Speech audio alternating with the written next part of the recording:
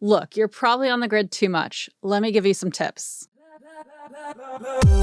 Okay, so we're in Pro Tools here. I'm going to show you a few tips about working with the grid, living with the grid, and when to decide not to work with the grid. Because I think a lot of people work on their music and it sounds great, it sounds beautiful, but if we just kind of relied on the grid just a little bit less, then our music would sound so much more human and expressive. And I think it would be an improvement, but that's just my very subjective opinion.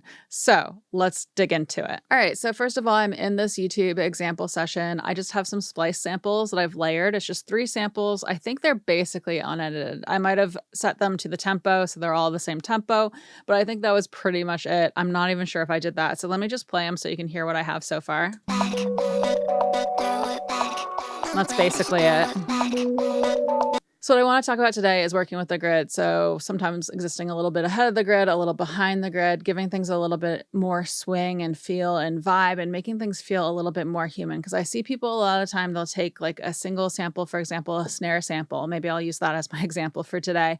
They take a single snare sample, they place it, they make their beat, they get the rhythm and the patterns that they want, but everything's on the beat exactly. So it's exactly on the grid. So you'll notice here I have my grid is displaying. You can see all these lines are my grid. So I am in grid mode. If you're not in grid mode, I would switch into grid mode so that you can more easily work on music. I pretty much live in grid mode, and you can set the value for your grid mode up here. So right here, if I click on this, you'll see I'm on a 16th note. So if I wanted to make it so my grid is just 1 bar, now I can really easily see where 1 bar is, right? So that's 1 bar, and so on. So like this one, for example, if I zoom in, I'm just hitting T to zoom in, you can see that this sample is a little bit behind the beat, and it looks that way even if I bring in the quarter note here. Let's zoom in here on one of the bigger notes. See how it's a little bit behind that beat? That's very, very common. And one thing that we can do is we can choose whether to be slightly behind the beat or slightly ahead of the beat. So like this beat that I threw together, it doesn't feel super, super robotic to me, but I think that's part of it, right? Is that it's slightly behind. And if we zoom in again, I'm going to hit T. If I click here, and then the first thing that I want to show you is actually how to suspend the grid mode temporarily. So if I hold Command and then I click and drag, it allows me to move between grid values here. So I can actually see what this time frame is. So if I look here at length, it is 2 milliseconds long, right? So this is minutes, seconds, these are milliseconds. So I believe that's 2 milliseconds long. So it's very, very short period of time, but it can make a really big difference. So for example, if I take this, I'm going to hover over the bottom half of my track and click on it to get that whole file. And I'm just going to be working with this one file here, not both of them.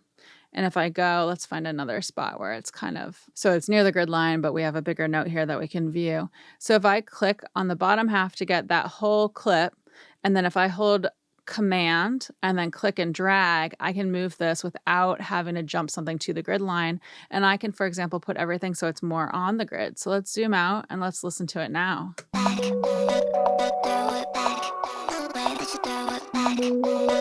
So that's the percussion loop, right? Now, if I take it and let's push it a little bit ahead of the grid line. So one thing that I like to do is I like to go to my nudge value and I make sure that it's set to minutes and seconds and it's set to 1 millisecond. So we're using very small increments here. And instead of having to zoom in and grab and then try to move while holding Command, what I can do is I can get it so it's pretty much on the grid line however I want it. I could use this as the start if I wanted, for example. And now what I can do, I'll stay zoomed in actually so we can see, is I can use my nudge value of 1 millisecond and I can move it by 1 millisecond at a time using my shortcut to nudge. So I have comma and then period. So if I hit comma, it's going to go to my left. So 1, 2, 3. So now it's a little ahead of the grid. So I can listen to that. And then I can do it again and bring it back.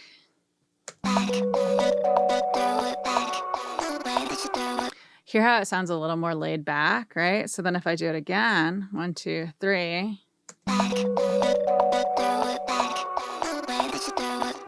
It's almost too laid back there. I think I probably wouldn't choose that choice.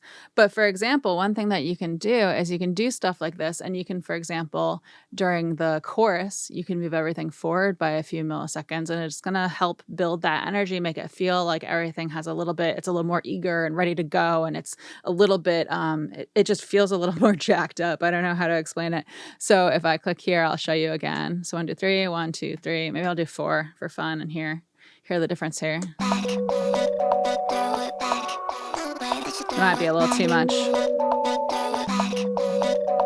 But it changes the vibe, right? It'll have a subtle shift in the vibe. And if you do a whole bunch of little things like that, it can help really change how things feel. So if you really want to build up energy in the chorus, for example, one thing that I frequently do is I'll move things forward. But you have to listen and feel it out and decide if it actually makes sense. So yeah, I see a lot of people. Let me actually grab a snare here and kind of show you the snare situation. I already typed in snare earlier. I'm just going to use the first one, I think.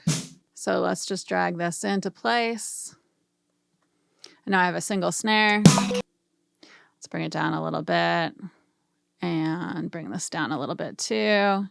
So now I have my snare. Let me add some fades here at the beginning and end. That's just a good habit that I have. I'm holding Command to suspend that grid mode so I can make, really small fades here. So I have this snare. Let's say I want it to be on, what do I want to put it on? Let's just start on like 2 and 4 type of thing.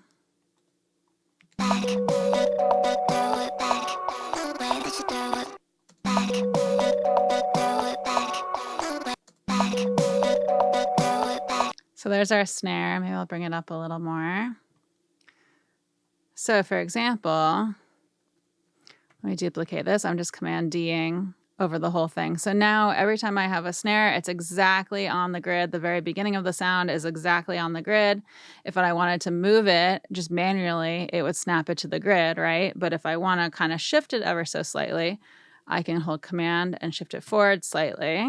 And that's something you can do with individual hits. I do that all the time to add some humanity to things, especially if it's something like a sample that's alongside a performed piece, something that someone actually played. When you look at where the human playing hits, it's often slightly before, slightly after the beat. And so you can do stuff with that. You can have the sample either, move along with the human performing, or you can have them kind of go against every so often and either swing it a little bit ahead or a little bit behind. But that helps you give a little variety to things, have a little variation so that it can feel and sound more human and a little less like a machine is doing it, So that's one thing you can do with the Command shortcut. But let's say like this whole chunk, let's say this is the chorus. So I'll just label it chorus here. And then I'll do a marker at the end just so we don't forget. I'll just do chorus end. That's not normally how I would label it. I don't normally label the end of the chorus, but let's say we wanted to move the chorus forward. So I might take the chorus and I might highlight this whole section. Remember, I have my nudge value at 1. So I'm going to go 1 millisecond. I'm going to go comma, comma, comma. So now it's 3 milliseconds ahead. And now if we listen and feel that snare, it should feel like it's a little higher energy in the chorus here.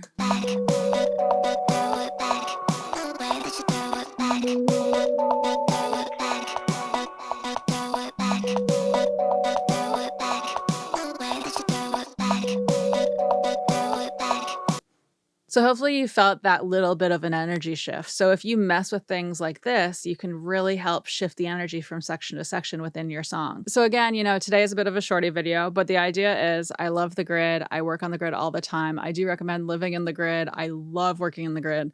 But what I do use all the time is I am constantly moving off of the grid while living within the grid. So I'll move off the grid. The 2 main ways that I do it is I'll hold Command and then I'll move things to move them slightly before, slightly after.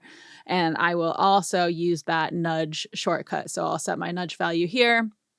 And then I'll use the shortcut of either period or comma. So period to the right, comma, it's going to go to my left. And you can shift things that way. And then the other thing that I love doing is I'll do something like I will zoom in. And let's say this is something someone performed and this is the sample that I'm adding, I will take it and physically shift it. So if I had this on the grid, for example, I might hold Command and shift it to get it to match what that human performance was a little bit more and then see how that feels, because often that feels a lot better. So those are a few ways that I, despite living in the grid, very much like going outside of the grid very frequently. And I don't go far. I don't go very far off the grid, but it's something to keep in mind, something to consider. So try that out in your songs. Let me know what you think. Let me know in the comments below. Let me know if this is helpful. I would love to know. I would love to know if you like tips like this. And as usual, this video is sponsored by me. So if you go to my website, CatoNoise.com, there's a get started button you can hit. If you don't want to deal with any of this, you'd rather work with an engineer or producer like me, I'd be happy to talk to you about your music. Just hit that get started button and it'll take you to a questionnaire. There's like 3 or 4 questions there about your music. Fill that out. It'll take you to a calendar where you can book an actual Zoom call with me. We can do a phone call if you prefer to. Just let me know. But yeah, you can actually book a call on that calendar with me. It will be me on the other side waiting for you to show up for the appointment. So please make sure you do show up. Don't stand me up if you fill out the form and book the call. But I would love to talk to you about your music. It's a no obligation call. It's mostly so we can figure out if we're a good fit. I love working with other female artists, and I love working on indie pop stuff with a ton of, really cinematic reverbs and delays and effects and stuff like that. And I love making pretty electronic stuff that feels very organic. So if you're into that kind of thing, please feel free to hit me up. You can also check out my portfolio. I'll put a link to that in the description below. And other than that, I do have a Patreon, so it's patreon.com/CatoNoise, and we have some additional content on there. We're doing a book club on the Discord server that we're all hanging out on. It's been a ton of fun. You can join for as little as $1 a month, so check that out if you feel so inclined. And other than that, I come out with new videos every Wednesday, and thank you so much for hanging out. Okay. So I went to Catalina Island for the first time recently, and it was actually a lot of fun. I didn't think I would like it so much, but one of the things that I did was a sunset eco tour that they do, where you get in a truck with a bunch of people and they take you out onto the reserve part of the island, so the like conservation area, and you see animals and beautiful, beautiful, beautiful landscapes and the sunset for the time that I did. And it was so much fun. It was really good. I saw a bunch of little foxes and some deer, and we saw bison. And I actually got a video of a bison peeing. So maybe I'll put that on the screen so you can check it out. But they got so close to the truck. It was so cool. So for those of you that are in the Discord server, I did already mention the bison peeing, which is part of why I wanted to mention it in this video, so I could put it in a video so I could show you the bison peeing. So now you are able to see the bison peeing. So cute. Oh, get it. So, the term scare the shit out of you. That literally happens. That's how I felt They earlier. release their bowels when they feel threatened. Another kind of sign, yeah. Oh, there's a squirrel rolling around in the dirt. Aww. Yeah, that's my whole story. Okay, I gotta run. I hope you're all doing well. I'll talk to you later. Bye.